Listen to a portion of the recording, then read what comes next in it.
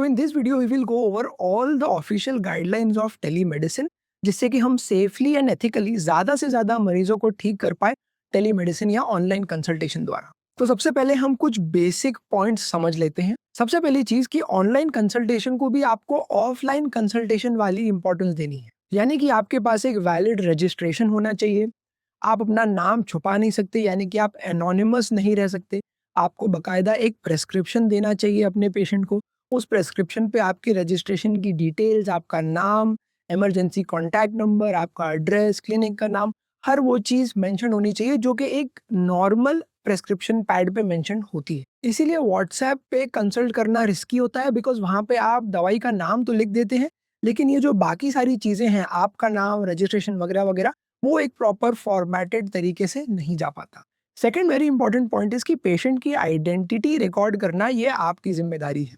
Patient का नाम, उसकी एज, अगर उसकी एज 18 ईयर से कम है तो क्या उसके साथ में कोई अडल्ट अटेंडेंट है, ये सब आपको वेरीफाई करना चाहिए कंसल्टेशन शुरू करने के पहले। स्पेशली ऑनलाइन कंसल्टिंग में ये डर रहता है कि आपने दवा जिस व्यक्ति को दी है, क्या सच में वही उसे यूज़ करने वाला है या वो किसी और के बिहाफ पे आपसे ट्रीटमेंट ले रहा है।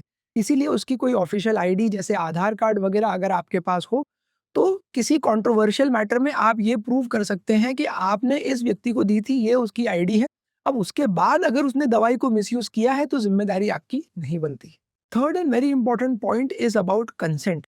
अगर पेशेंट ने आपको अप्रोच किया है टेली कंसल्टेशन के लिए, तो इट इज़ इम्प्लाइड कि पेशेंट ने आपको अपनी कंसेंट दी है। लेकिन अगर आप पेशेंट को रिक्वेस्ट कर रहे हैं टेली कंसल्टेशन के लिए, तो आपको एक्सप्लिसिट कंसेंट लेनी होती है, यानी कि कहीं तो ये लिखित में होना चाहिए कि आपने पेशेंट से परमिशन ली है कि क्या आप उनको ऑनलाइन कंसल्ट कर सकते हैं। अगर आप व्हाट्सएप द्वारा कर रहे हैं तो आप एक सिंपल मैसेज करके भी कंसेंट रिकॉर्ड कर सकते हैं, या अगर आप कोई टेली कंसल्टेशन प्लेटफॉर्म यूज़ कर रहे हैं तो उसमें ये सारे फीचर्स पहले से होते हैं। आप टेक्स्ट, ईमेल, ऑडियो, वीडियो किसी भी तरीके से कंसेंट ले सकते हैं, एंड आपको उस कंसेंट को संभाल के रखना होता है अपने रिकॉर्ड्स में, जिससे कि बाद में अगर कोई मांगे तो आप उसे दिखा पाएँ। अब ऑनलाइन कंसल्टिंग करने का सबसे सही प्लेटफ़ॉर्म कौन-सा है? तो गाइडलाइंस ये कहती हैं कि आप कोई भी प्लेटफ़ॉर्म यूज़ कर सकते हैं। येस, आप व्हाट्सएप भी यूज़ कर सकते हैं, आप डेडिकेटेड टेलीमेडिसिन प्लेटफ़ॉर्म्स भी यूज़ कर सकते हैं, एज़ लॉन्ग एज़ आप सही प्रोटोकॉल्स फ़ॉलो कर रहे हैं। आप टेक्स्ट, ऑडियो, वीडियो जिस भी तरीके से चाहे कंसल्ट कर सकते हैं, जो भी पेशेंट के लिए बेस्ट हो वो आपको चूज़ करना है। हालाँकि आपको ये ज़रूर ध्यान रखना चाहिए कि आपके पास ये बहाना नहीं है कि आपने गलत तरीका चूज़ किया तो आप पेशेंट को ठीक से डायग्नोज़ नहीं कर पाए। फॉर एग्ज़ाम्पल, अगर आप डर्मेटोलॉजिस्ट हैं एंड आपके लिए स्किन लीजन देखना ज़रूरी है, तो आपको या तो वीडियो कॉल द्वारा ट्रीट करना पड़ेगा या तो फ़ोटो मंगा के उसको देखना पड़ेगा। आप ये नहीं कह सकते कि मेरे पास सिर्फ़ ऑडियो की फैसिलिटी अवेलेबल थी इसलिए मैं ठीक से उसको दवा नहीं दे पाया। कई बार ऐसा होता है कि फिजिकल एग्जामिनेशन किए बिना पेशेंट को ठीक करना पॉसिबल नहीं होता। इन दैट केस या तो आप टेली कंसल्टेशन मत कीजिए, पेशेंट को इन पर्सन आने के लिए रिक्वेस्ट कीजिए, या अगर आपको टेली कंसल्टेशन करते-करते समझ आया कि भाई एग्जामिनेशन किए बिना तो मैं क्लियर आंसर नहीं दे पाऊँगा, तो आपको वो वहीं पे रोक देनी चाहिए इन्फॉर्म करके। मैं जो भी गाइडलाइंस आपको बता रहा हूँ, उनकी चेकलिस्ट एंड इसके जैसे और भी गाइडलाइंस एंड इन्फॉर्मेशन जो कि मेरी ई-बुक में लिखी हुई है, ये सब की लिंक्स आपको डिस्क्रिप्शन बॉक्स में मिल जाएगी। जहाँ तक इमरजेंसीज़ की बात आती है, गाइडलाइंस ये कहती हैं कि आपको इमरजेंसी सिचुएशन में अगर पॉसिबल है तो फर्स्ट एड ट्रीटमेंट एडवाइस कर देना चाहिए। यानी कि ऐसी चीज़ें जो कि इमीडिएटली मरीज़ कर पाए या मरीज़ के साथ जो लोग हैं, वो कर पाए, जिससे कि उसकी जान बच जाए। हालाँकि अगर आपको ऐसा लगता है कि टेली कंसल्टेशन द्वारा इस इमरजेंसी को हैंडल करना सही नहीं है, तो आप मना भी कर सकते हैं टेली कंसल्टेशन के लिए। ये जो भी पॉइंट्स मैं आपको बता रहा हूँ उसकी मैंने एक free easy to use checklist बना दी है, जिसकी लिंक आपको डिस्क्रिप्शन बॉक्स में मिल जाएगी। Don't forget to download that. मैं पर्सनली ऐसी सिचुएशन में कहता हूँ मरीज़ को कि उनके नियरेस्ट जो फैमिली डॉक्टर है, जो भी क्लिनिक है, हॉस्पिटल है जहाँ वो पहुँच सकते हैं, वहाँ जाके दिखाएँ तो उनका बेसिक ट्रीटमेंट हो जाएगा, बिकॉज़ फ़ोन पे हर छोटी चीज़ वेरीफ़ाई कर पाना, समझ पाना बहुत मुश्किल होता है। So in my personal experience I never entertain emergency situations via telemedicine. अगर आप ऐसे व्यक्ति हैं जिनको सीवी लिखने में, जॉब इंटरव्यूज़ में जाने में डर लगता है, तो मेरा जॉब स्टार्टर किट ज़रूर चेकआउट कीजिएगा। उसमें सीवी के अलग-अलग एप्लीकेशन के बहुत सारे टेम्पलेट्स हैं, टिप्स एंड ट्रिक्स हैं, जो कि आपको ज़रूरत पड़ेगी किसी भी जॉब इंटरव्यू को कॉन्फिडेंटली फेस करने के लिए। एंड एक बार जॉब सेट हो गया तो ऑनलाइन तो हम धूम मचा ही रहे हैं। अब दवाइयों की बात कर लेते हैं कि कौन-सी दवा प्रिस्क्राइब कर सकते हैं, कौन-सी नहीं कर सकते। तो बेसिकली इसकी 3 कैटेगरीज़ हैं। सबसे पहली कैटेगरी है लिस्ट ओ। लिस्ट ओ में आती है ओवर द काउंटर मेडिकेशन, जैसे कि मल्टीविटामिन सप्लीमेंट्स हो गए, बुखार की दवाई हो गई, क्रोसिन वगैरह या ओआरएस पाउडर हो गया। तो इनके लिए प्रिस्क्रिप्शन की ज़रूरत नहीं पड़ती है एंड आप इनको सेफली टेक्स्ट, ऑडियो, वीडियो किसी भी मोड से प्रिस्क्राइब कर सकते हैं। Second category is list A. इसमें ऐसी दवाइयाँ आती हैं जो कि अप्लाई करनी होती है। मान लीजिए स्किन पे लगाने वाले ऑइंटमेंट्स या आँखों में डालने वाली ड्रॉप्स। ये आपको वीडियो कंसल्टेशन द्वारा ही प्रिस्क्राइब करनी होती है।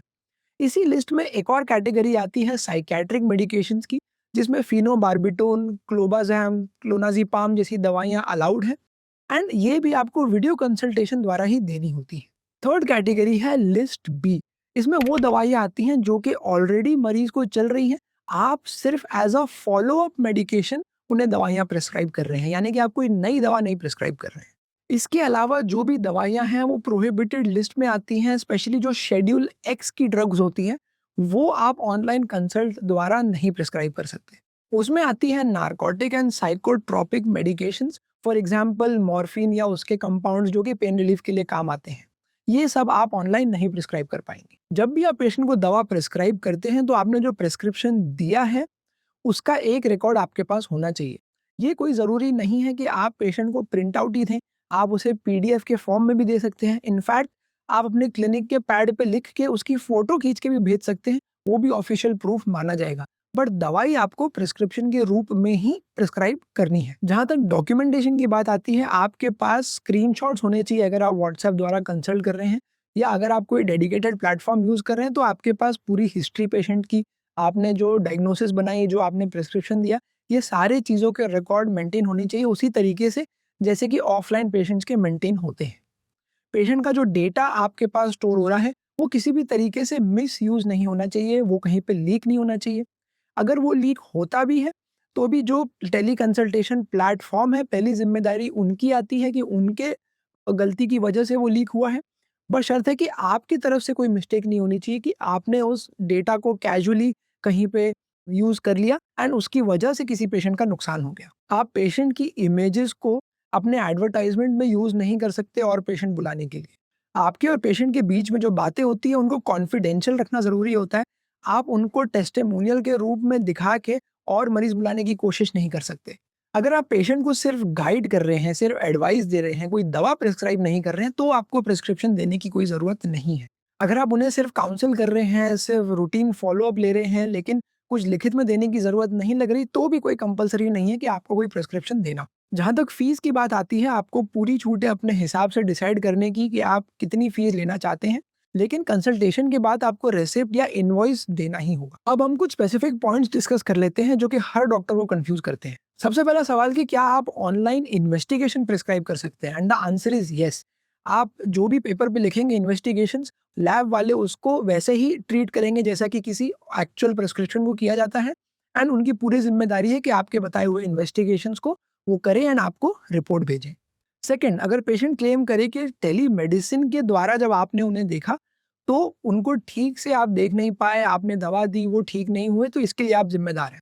तो इसमें जो आपने रिकॉर्ड्स रखे हैं, वो आपकी मदद करेंगे, जिससे कि वो ये ना क्लेम कर पाए कि आपने उन्हें ठीक से अटेंड नहीं किया, पूरी हिस्ट्री नहीं ली, पूरे रिकॉर्ड्स नहीं चेक किए। इसलिए ऑनलाइन कंसल्टेशन में रिकॉर्ड रखना बहुत ज़रूरी होता है। अगर आपने प्रिस्क्रिप्शन की फ़ोटो भेजी है, तो क्या फार्मासिस्ट दवा दे पाएगा? The answer is yes. आपके प्रिस्क्रिप्शन की फ़ोटो भी उतनी ही इम्पोर्टेंस कैरी करती है जो कि एक्चुअल प्रिस्क्रिप्शन करता है एंड उसे दवा पेशेंट को देनी ही होगी।